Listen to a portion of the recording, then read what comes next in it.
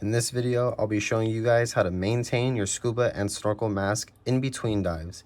This video goes over things like cleaning, defogging, drying, as well as storage, and what to look for when you're inspecting your own mask. Alright, so once you've already finished scuba diving or snorkeling, you can find any type of fresh water source to first, step one, rinse off the mask.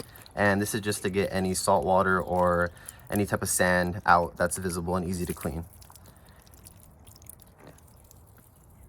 So after you've already finished rinsing off your mask, you can go ahead into step two, which would be to use any type of non-abrasive soap.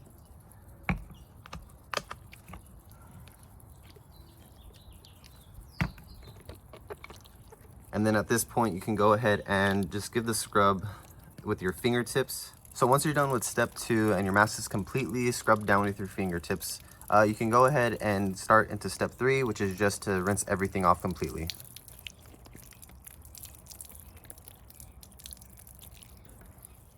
Okay, so everything's already rinsed off completely, and now we can let this air dry.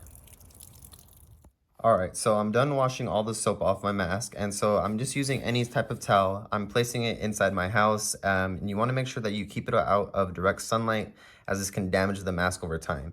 And you also want to take note that I'm storing the mask with the lenses facing upward, so that way there's no type of distortion or damage done to the mask while it's drying.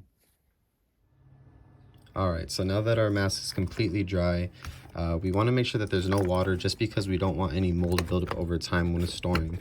So this is a mask box. We do have them available on our website, and I'm making sure that the lenses are facing upward, so that way there's no damage done to them. And once that's all set, I'll just go ahead and set this in a cool, dry area. Alright, so now we're about to go on our next dive. So this is the time that you would use to inspect your mask completely.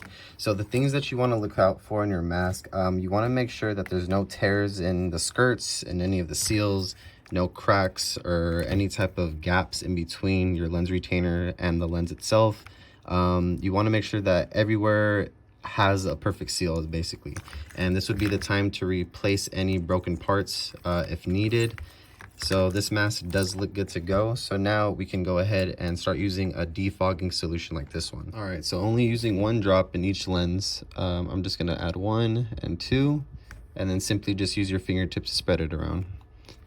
And you wanna make sure that you go pretty evenly with this. You don't wanna over apply it, and you'll just make sure that you do the same thing for each lens. Alright, so now that it's pretty evenly spread on there on the inside of the lens, I'm just going to go ahead and let this sit and then rinse it off.